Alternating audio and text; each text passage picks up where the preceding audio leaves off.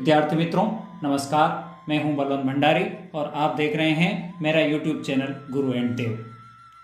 आज कक्षा 10वीं विज्ञान धातु एवं अधातु कुछ महत्वपूर्ण प्रश्न, IMP प्रश्न, ऑब्जेक्टिव प्रश्नों की हम बात करेंगे। अगर आप मेरे चैनल पर पहली बार आए हैं तो चैनल को सब्सक्राइब कर लें। वीडियो पसंद आए तो लाइक करें, शेयर करें और अपने साथियों को ज़रूर बताएं। नोटिफिकेशन बेल को ऑन कर दें ताकि आने वाले वीडियो आपको समय समय पर मिलते रहे। आइए कुछ महत्वपूर्ण प्रश्नों को हम आज इस टॉपिक में हल करने का प्रयास करेंगे। सोने और प्लेटिनम को गलाने वाले अम्ल का क्या नाम है? सोना और प्लेटिनम को गलाने वाले अम्ल का नाम, उस अम्ल का नाम है Amalraj aqua regia. Amalraj aqua regia, Amalraj aqua regia उसका नाम होता है। अम्लराज एक्वारेजिया क्या होता है? यदि 3 भाग HCl हाइड्रोक्लोरिक अम्ल 3 भाग तथा 1 भाग HNO3, 1 भाग HNO3 नाइट्रिक अम्ल का 1 भाग और 3 भाग हाइड्रोक्लोरिक अम्ल को दोनों को मिला दिया जाता है तो अम्लराज एक्वारेजिया बनता है, जो सोने और प्लेटिनम को भी गला देता है। प्रश्न क्रमांक 2, कौन सी धातु ठंडे जल के साथ तेज अभिक्रिया करती है? कौन सी धातु ठंडे जल के साथ तेज अभिक्रिया करती है? तो पोटेशियम जो है, पोटेशियम धातु जो है वो ठंडे जल के साथ भी रिएक्शन करती है। के पोटेशियम, ये ठंडे जल के साथ भी तेज अभिक्रिया करती है। प्रश्न क्रमांक 3, अत्यधिक क्रियाशील धातु का नाम बताओ। तो अत्यधिक क्रियाशील धातु का नाम है सोडियम। सोडियम धातु जो है बहुत तेज क्रिया करती है और ये पानी के साथ भी क्रिया कर लेती है। बहुत अत्यधिक क्रियाशील धातु है सोडियम। सोल्डर नामक मिश्र धातु के अवयव कौन कौन से हैं? सोल्डर जो बनाया जाता है, जिसको आपने देखा होगा टीवी रेडियो वाली दुकान पर, जो वायरों को एक दूसरे वायर से सोल्डरिंग किया जाता है, उस सोल्डर नामक मिश्र धातु के अवयव कौन कौन से हैं? तो उसके अवयव हैं Pb and Sn, strontium. Lead और स्ट्रांशियम दोनों को मिलाकर सोल्डर नाम की एक मिश्र धातु बनाई जाती है। प्रकृति में स्वतंत्र अवस्थाओं में पाई जाने वाली धातुओं के नाम बताओ। प्रकृति में स्वतंत्र अवस्था में पाई जाने वाली धातु, तो इसमें आपका है चांदी Ag, सोना Au यानी चांदी और सोना मुख्य रूप से प्रकृति में स्वतंत्र अवस्था में पाया जाता है, चांदी और सोना। शुद्ध सोना कितने कैरेट का होता है? शुद्ध सोना कितने कैरेट का होता है?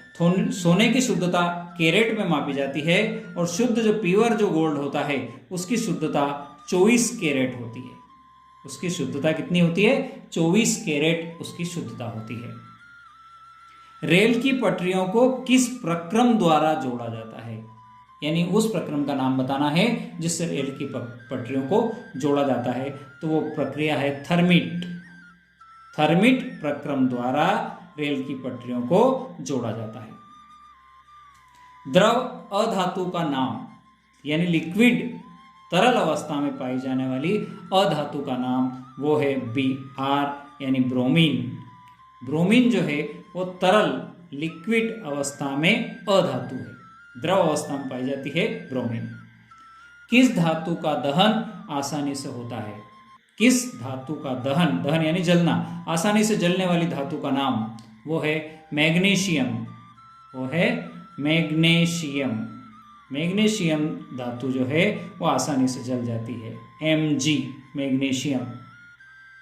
कौन सी धातुएं भाप के साथ क्रिया नहीं करती? यानी पानी से जो भाप बनती है उसके साथ ऐसी कौन सी धातुएं हैं जो क्रिया नहीं करती है? तो वो है आपके सीसा, कापर, सोना, चांदी, सीसक, उसके बाद हो गया आपका कापर Cu, चांदी Ag, सोना Au। ये धातुएं सीसा, कापर, Cu, चांदी Ag, सोना Au, ये धातुएं भाप से क्रिया नहीं करती है।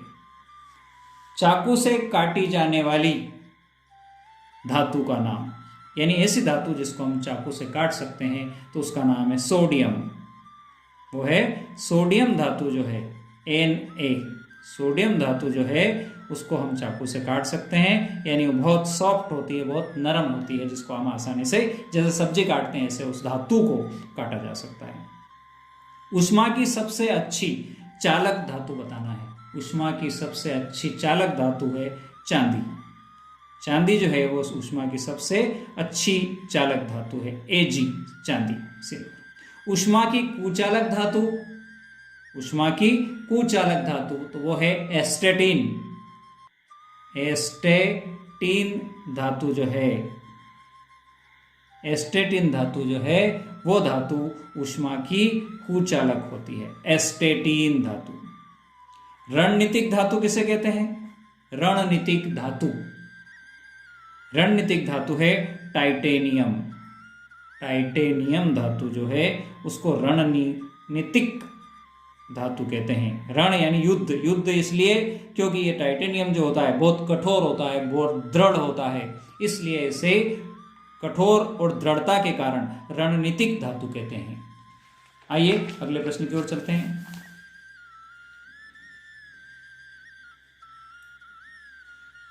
क्या कोई धातु जल में आग उत्पन्न कर सकती है? क्या कोई धातु जल में आग उत्पन्न कर सकती है? तो हाँ, इसका जवाब है सोडियम और पोटेशियम। सोडियम और पोटेशियम, सोडियम Na तथा पोटेशियम K, ये जो धातु हैं ये जल में आग उत्पन्न कर सकती है। सोडियम को किस में डुबो कर रखा जाता है? तो सोडियम को पानी में, सोडियम को मिट्टी के तेल में डुबो कर रखा जाता है। सोडियम को मिट्टी के तेल में, जिसको हम केरोसिन कहते हैं, केरोसिन में डुबोकर रखा जाता है। कम गलनांक वाली धातुएं, जिनका गलनांक बहुत कम हो, यानी बहुत कम टेम्परेचर पे ये गल जाती है, ये है गैलियम और सीजियम। ये धातुएं हैं गैलियम और सीजियम। गैलियम और सीजियम धातुएं जिनका गलनांक बहुत कम होता है, जिनका गलनांक बहुत कम होता है। विद्युत की सुचालक अधातु का नाम, तो विद्युत की सुचालक अधातु है ग्रेफाइट। ग्रेफाइट अधातु जो विद्युत की सुचालक होती है, विद्युत की सुचालक होती है। सामान्यतः धातुएं विद्युत की सुचालक होती है, लेकिन जो ग्रेफाइट अधातु होते हुए भी विद्युत की सुचालक है। पृथ्वी की सतह पर सर्वाधिक पाई जाने वाली धातु, पृथ्वी की सतह पर सर्वाधिक पाई जाने वाली धातु वो है एल्यूमिनियम। वो है एल्यूमिनियम। एल्यूमिनियम ये धातु पृथ्वी की सतह पर सबसे ज्यादा पाई जाती है। एल्यूमिनियम के महत्वपूर्ण अयस्क कौन कौन से हैं? तो एल्यूमिनियम का महत्वपूर्ण अयस्क है बॉक्साइट। बॉक्साइट इसका जो है महत्वपूर्ण अयस्क। धातुएं तनु अम्ल से क्रिया कर कौन सी गैस बनाती है? धातुएं तनु अम्ल से क्रिया कर कौन सी गैस बनाती है? तो ये हाइड्रोजन गैस बनाती है। धातुएं तनु अम्ल के साथ, डाइल्यूट एसिड के साथ हाइड्रोजन गैस बनाती है। हाइड्रोजन गैस वहां से निकलती है। धातुओं को पीटकर चद्दर बनाना या चद्दर बनाने की प्रक्रिया क्या कहलाती है? तो धातुओं को यदि पीट दें और वो पतले पतले यदि चद्दर बन जाए उसको, तो इस प्रक्रिया को, इस विधि को आघात वर्ध्य कहते हैं। ये कहलाती है आघात वर्ध्य, यानी आघात यानी मारना, और मारने से यदि कोई चीज बड़ी हो जाए तो वो आघात वर्ध्य कहलाती है। धातुओं को पतले तार के रूप में खींचने की क्षमता, यानी धातुओं को यदि खींच के पतले तार बनाया जाए तो इस क्षमता को क्या कहा जाता है? तो यह क्षमता कहलाती है तन्यता।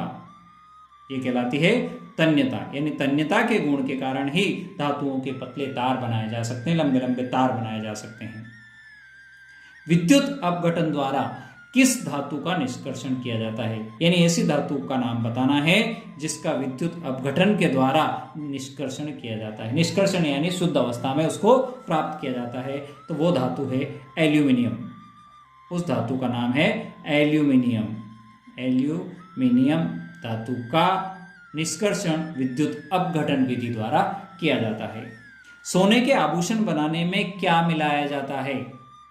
सोने के आभूषण बनाने के लिए क्या मिलाया जाता है? तो सोने के जब आभूषण बनाए जाते हैं, प्योर सोने से आभूषण नहीं बनाए जा सकते हैं, तो उसके अंदर Cu यानी कॉपर, जिसको हम तांबा कहते हैं, तांबा मिलाया जाता है।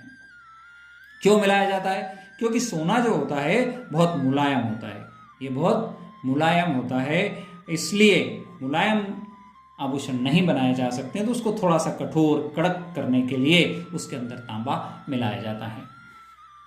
वीडियो अंत तक देखने के लिए बहुत बहुत धन्यवाद। ओके, जय जिनेंद्र।